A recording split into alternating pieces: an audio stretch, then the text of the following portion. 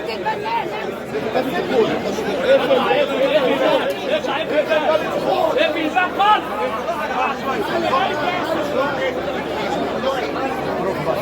ممنوع تقفل باب الدخول، ممنوع. ده مسلطين على الناس بيصوروا كده يعدونا. قالوا يا دكتور عماد الامن واقف على القايمه دي، يا دكتور عماد تعالى انت شوف.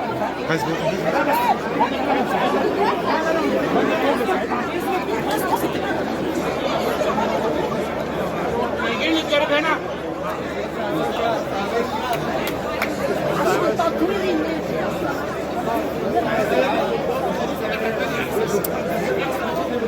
النهارده داخل النادي وعودته مره اخرى. داخل الانتخابات دي لصالح الجمعيه العموميه. انتخابات ايه يا بيه؟ دي مش انتخابات، دي مش انتخابات. شايفه اللي بيحصل من قطر الزملكاوي والقايمه معينه. الالتراس ملوش ذنب، المهم مين الفاسد اللي دخل وفتح الباب على مصراعيه لصالح القايمه. عايزين نعرف ليه هي الانتخابات دلوقتي بقت تدار بالرشاوي هنا وهنا وهنا. ايه القرف ده؟ حضرتك لقينا ليكي زق الصبح واتصلتي يا فندم مش الصبح، ده بعد صلاه الظهر لقيت الستات كلها كل الناس. وقبل صلاه الظهر كنت لما اتصلت برئيس النادي الحالي وبلغتيه في زق لحضرتك.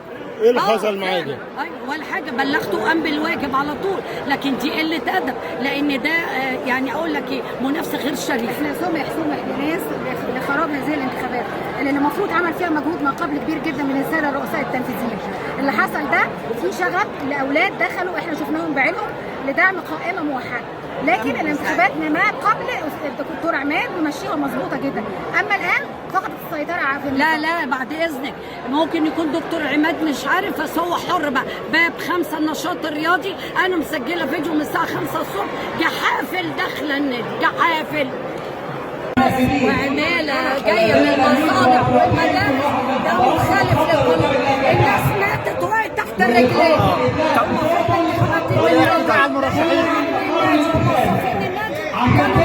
طب وحضرتك لما بلغت اللجنه كان ردهم يا دكتور؟ سكينه بس قدمت شكوى بان ده اجراء خاطئ. شفنا الصبح اعتداء عليكي من قبل الامن. هو باطل. طيب شفنا الصبح اعتداء على حضرتك من قبل الامن. اعتداء من قبل الامن الشركه. كان في زق لحضرتك للناس كلها مش ليا بس. الستات وقعت على الارض. حضرتك الاجراءات اللي هتعمليها خلال الساعات اللي جايه؟ انا عن نفسي مش هسكت على بهدله اعضاء الجمعيه العموميه بالطريقه دي، ما ينفعش. حضرتك ناوي تاخدي اي اجراء قانوني؟ هاخد كل الاجراءات القانونيه اللي القانون سامحها طبعا. احنا احرار، والرئيس قال من اسبوعين يا شعب مصر عايزين تختاروني تختاروني، مش عايزين تختاروني ما تختارونيش. ايه القرف اللي احنا شايفينه في نادي الزمالك ده؟ شايفه وجود انه جزء من شعب مصر، ولما الرئيس يقول للستات عظيمات مصر وتهان كده طبعا حاجه مش كويسه جدا، وبسجل هذا الكلام. شايفه وجود قطر الزملكاوي داخل النادي؟ غلط. يلا بعد اذنكم خلاص. كلمني عماد البنان.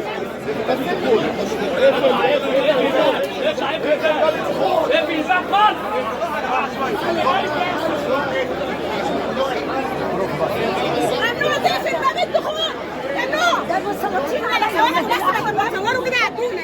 قالوا يا دكتور عماد الامن واقف على القايمه دي، يا دكتور عماد تعالى انت شوف.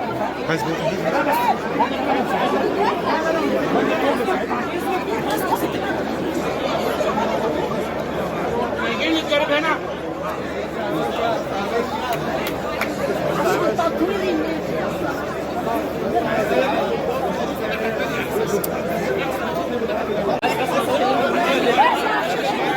كلمني عماد البنان.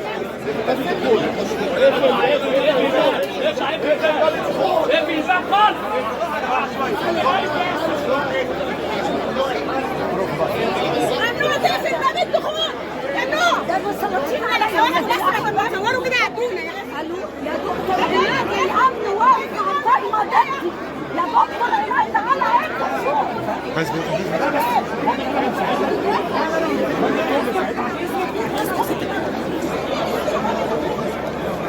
جايين الجرب هنا عشان تطوير الناس.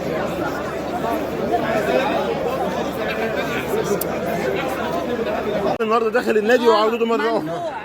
داخل الانتخابات دي لصالح الجمعيه العموميه. دي مش انتخابات، دي مش انتخابات. شايفه اللي بيحصل من اطرس زملكاوي لقائمه معينه؟ الاطرس ملوش ذنب، المهم مين الفاسد اللي دخل وفتح الباب على مصراعيه لصالح القايمه. عايزين نعرف ليه هي الانتخابات دلوقتي بقت تدار بالرشاوي هنا وهنا وهنا. ايه القرف ده؟ حضرتك لقينا ليكي زق الصبح واتصلتي يا فندم مش الصبح، ده بعد صلاه الظهر لقيت الستات كلها كل الناس. وقبل صلاه الظهر كنت حضرتك اتصلت برئيس النادي الحالي وبلغتيه في زق لحضرتك، ايه اللي حصل معاكي؟ ايوه ولا حاجه، بلغته وقام بالواجب على طول، لكن دي قله ادب لان ده يعني اقول لك ايه، منافسه غير شريفه. احنا سمح لناس لخراب هذه الانتخابات اللي المفروض عمل فيها مجهود ما قبل كبير جدا من الساده الرؤساء التنفيذيين. اللي حصل ده في شغب لاولاد دخلوا احنا شفناهم بعينهم لدعم قائمه موحده، لكن الانتخابات ما قبل الدكتور عماد ممشيها مظبوطه جدا، اما الان فقدت السيطره على لا بعد اذنك، ممكن يكون دكتور عماد مش عارف، بس هو حر بقى. باب 5 النشاط الرياضي انا مسجله فيديو من الساعه 5 الصبح، جحافل داخله النادي، جحافل وعماله جايه من المصانع والمدارس، ده مخالف للقانون.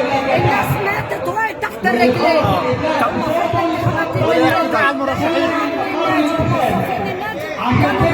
طب وحضرتك لما بلغتي اللجنه كان ردهم يا دكتور؟ شكينا بس قدمتي شكوى بان ده اجراء خاطئ. شفنا الصبح اعتداء عليكي من قبل الامن. هو باطل. طيب شفنا الصبح اعتداء على حضرتك من قبل الامن. اعتداء من قبل الامن الشركه. كان في زق لحضرتك. للناس كلها مش ليا بس، الستات وقعت على الارض. حضرتك الاجراءات اللي هتعمليها خلال الساعات اللي جايه؟ انا عن نفسي مش هسكت على بهدله اعضاء الجمعيه العموميه بالطريقه دي، ما ينفعش. حضرتك ناوي تاخدي اي اجراء قانوني؟ هاخد كل الاجراءات القانونيه اللي القانون سامحها لي طبعا. احنا احرار، والرئيس قال من اسبوعين يا شعب مصر عايزين تختاروني تختاروني، مش عايزين تختاروني ما تختارونيش. ايه القرف اللي احنا شايفينه في نادي الزمالك ده؟ شايفه وجود انه جزء من شعب مصر، ولما الرئيس يقول للستات عظيمات مصر وتهان كده طبعا حاجه مش كويسه جدا، وبسجل هذا الكلام. شايفه وجود اطرس زملكاوي داخل النادي؟ غلط. يلا بعد اذنكم خلاص. كلمني عماد البنات.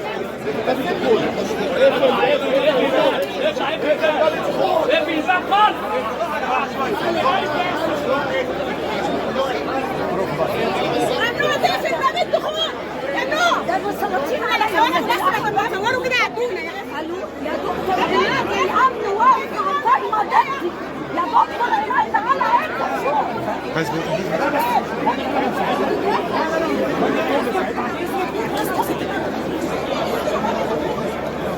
يجي لي الجرب هنا. عشان تطوير الناس.